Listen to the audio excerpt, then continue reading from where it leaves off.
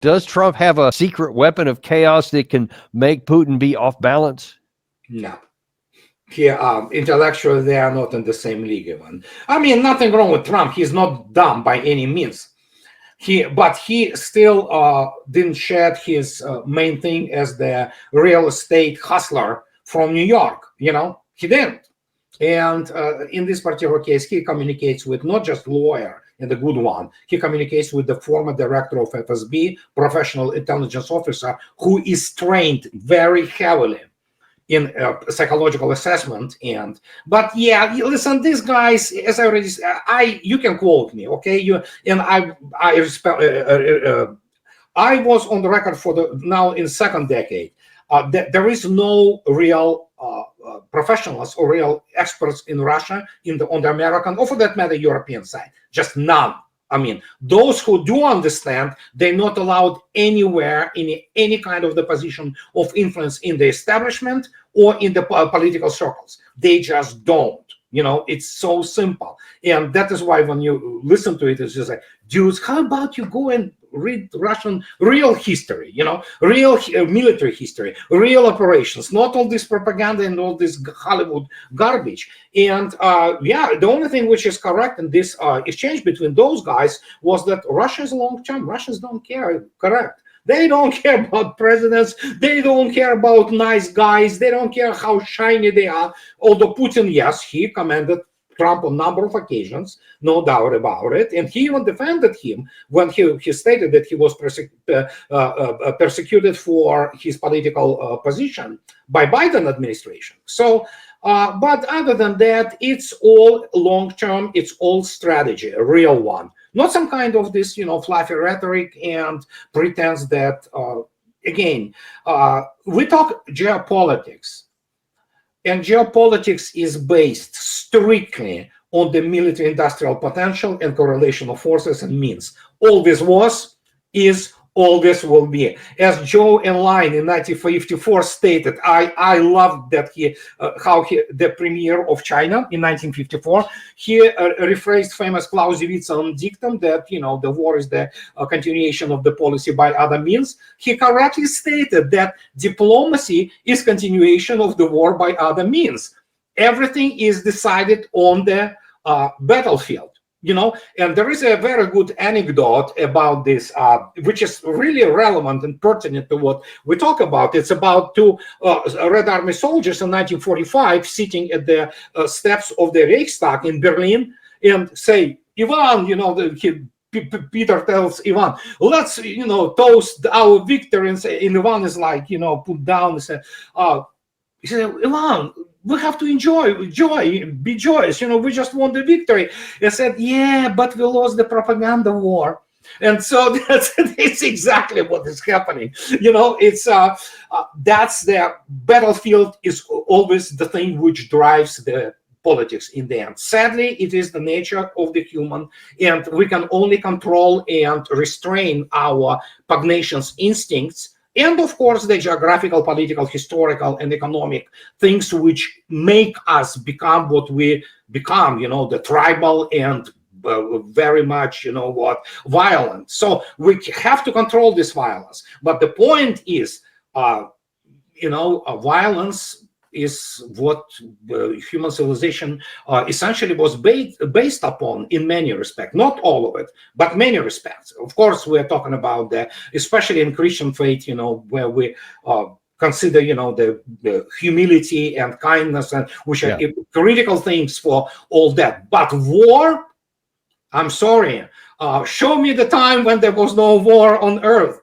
We constantly fight wars. We constantly kill each other. And so in this particular case, they have been all thrown, these people, of whom I'm saying they are not specialists, Ray McGovern now is in Moscow. He is a real, actually, Russia expert. It's not just speaking Russian language, it's understanding things.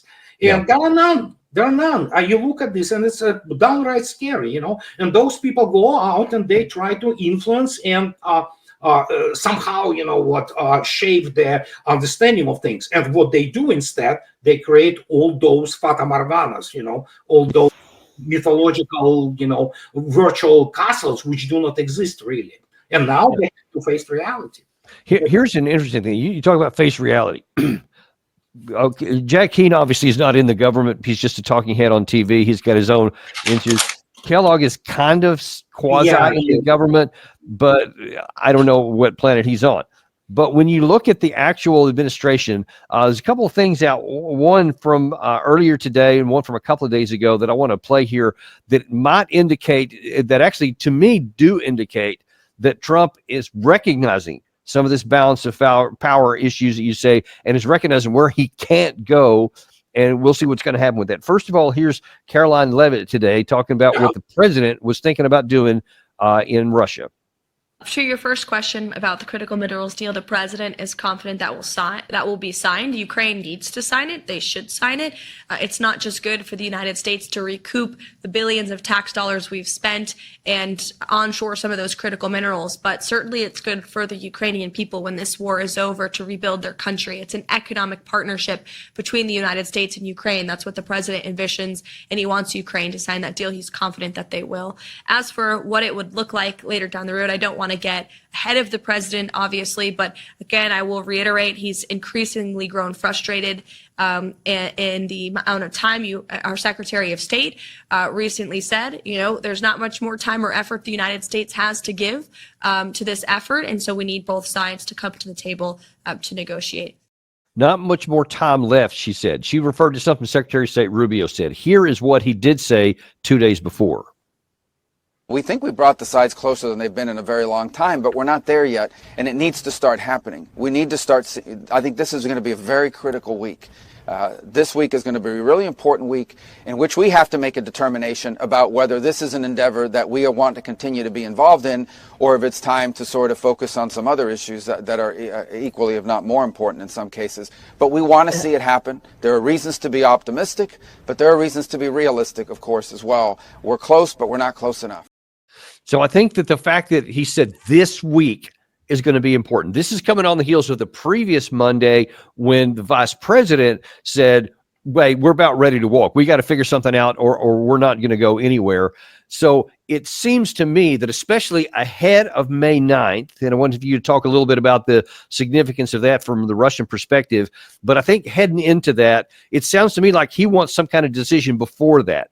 And if there's any decision to be made before that, it's going to be something according to what Lavrov said. The way I interpret that, and I want your view, is that we're ready to walk. That I think that they recognize that they're inconceivable. You cannot bring the two sides. And I'm talking about the United States and the European side and the Ukraine side. You can't even bring them together, and you certainly aren't going to bridge the gap that's between the Russian side. So I interpret that to say President Trump is laying the foundation before May 9th to walk. What say you? I absolutely agree. And if there is a time for Trump now to finally say it was Biden affair, it's within this 10 days, 8 days now, well, 10 days before May 9th and before the 80th anniversary, which is gigantic event in Russia. 27 million Russians, Soviet people died, most of them civilians actually, and 11 million of the Red Army soldiers. So I don't have grandfathers. They all were killed on the fronts. We're typical Russian family in this respect. My grandfather, which wasn't my biological grandfather, which I love dearly, he also was a veteran, but he married my grandma, maternal grandma, after my grandfather died, no less than 1941 in Donetsk, around Donetsk. So he was killed. So it's gigantic. It's absolutely gigantic. It is obviously absolute. You see, me and Scott Ritter, we were also speaking. Trump could have made it absolutely incredible, gesture if he wanted to, because obviously United States and Soviet Union were big allies. But the point is now it's too late. And so, yes, he has to make a decision because obviously Ukraine will try to sabotage and use the terrorism and all kinds of things. Zelensky said so much that you have to worry about your parade and, things of this nature. So, but for Russia, it's a gigantic celebration, and for Europe, it is a sad day because essentially that's when they have been defeated, and that's why they support neo-Nazi regime in Kiev. And so it's fundamental, it's metaphysical, and we have a number of people who already flew. I heard that Pete Hegseth might come to Russia, for celebration. But we'll see, But yes, if there is a time for Trump to go to walk, it's to walk now. Yeah, because I know that there was some talk when Trump was first elected that maybe this thing would be resolved and he would be there on May 9th. I just don't think politically that he would be able to survive that. That would be going too far from his domestic audiences, I think. But if he can have this thing over with before then, then it politically again, then now it's he can with some plausibility say this was Biden's war. Actually, a lot of plausibility based on what Biden did.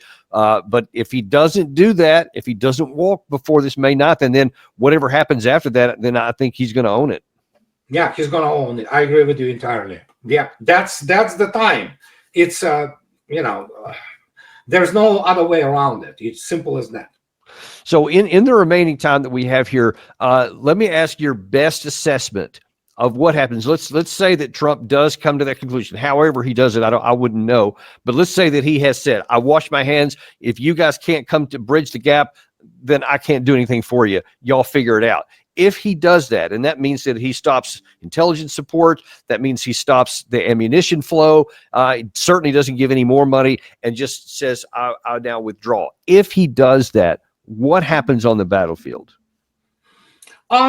Interestingly enough, there is a potential, and there is a scenario, contingency, if you wish, that Russians will continue to grind until they killed pretty much anybody who can resist. I understand sounds horrible, but this is a plausible scenario. But if Trump walks, I don't think he can stop and will stop the sharing of ISR intelligence. Of course, you can convey intelligence to London or to Berlin, and they will share. Then suddenly it's not American intelligence, but of course it's American intelligence. But other than that, yeah, there's a possibility that Russians will roll further into Sumy region. We'll get the Sumy.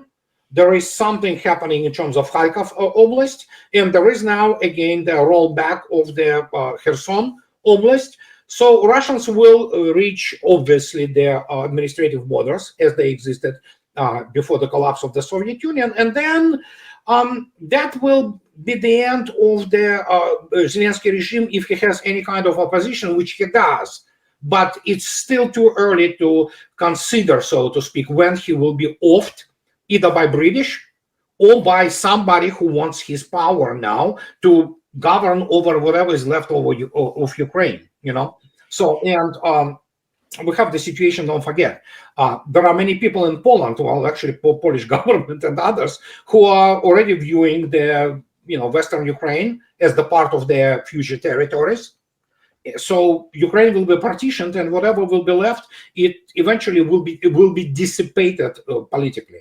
So what would the Europeans do? Because if now then there's no America to backstop either with just the psychological heft of our backing, much less our physical stuff. But if they're left on their own they have to now provide the ammunition, the weapons, the leadership.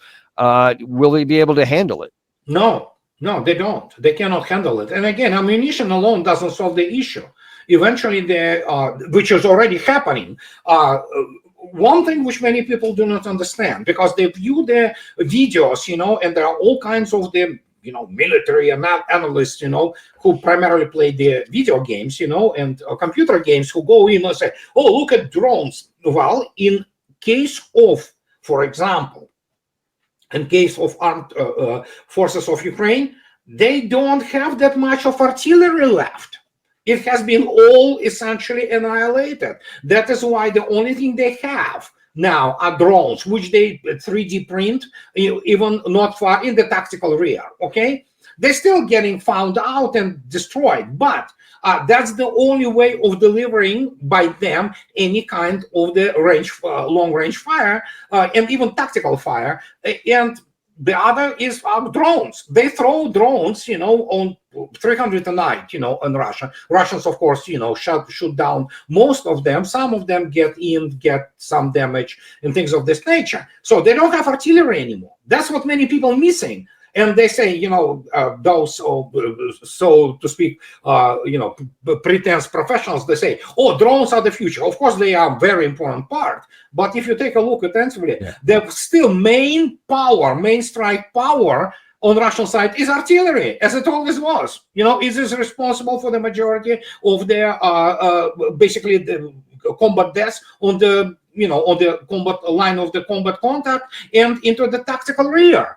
And even sometimes operational rear. And they still don't get it because they need to look at the real numbers, not some funny videos, how those things fly. And obviously it's very, gratifying for people to see that. But reality is Ukraine simply ran out of artillery and they cannot shoot it anymore. The Rook, which is the, not centric essentially, recon strike complexes of Russia. Eric Prince was obviously making some ridiculous mistake when he stated, oh, Russians started with 1 hour delay between the detection and strike on the target. It was like, what? There was an 8 minute at the start. Now it's less, it's under 1 minute. In fact, wow.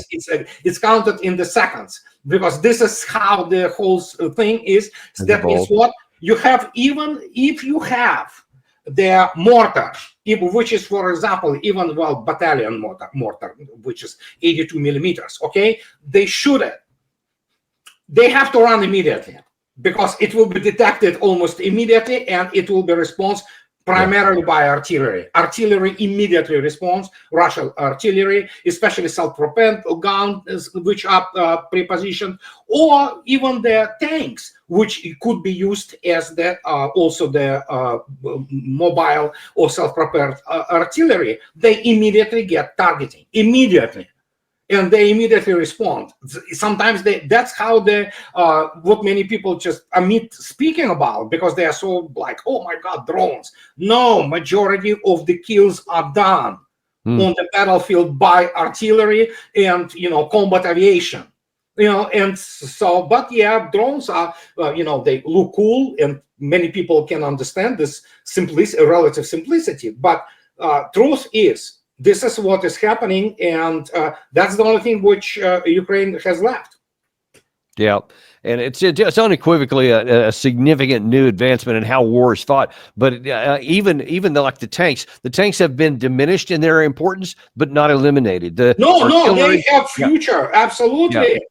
Armor warfare just changed, but it is absolutely, is there tanks are going nowhere? They stay. They will just merely change and adapt, and we already saw those mangas, all kinds of other things. So yeah. Yeah, that's kind of it is, and we're going to keep watching that, and we're going to be interested in seeing, what happens in between now and May the 9th. We'll certainly be interested in what happens on May the 9th and what happens after that, because so many things are kind of in the offing here, and things are coalescing around a time frame where there could be some big changes coming ahead, and we'll be right here to have it. And we appreciate you kind of bringing some light on the reality on both sides of this line. Thank you very much for coming on today. My privilege, Daniel. Thank you. Bye-bye. And also, thanks to you guys for watching. We always value you. In fact, if it wasn't for you, there wouldn't be a Daniel Davis Deep Dive. So we appreciate you and ask you to like and subscribe, because that actually helps us get it to other people, because we remain unintimidated and uncompromised to bring you the truth you need to make sense of the world around you. Thank you very much, and we'll see you on the next episode of Daniel Davis Deep Dive.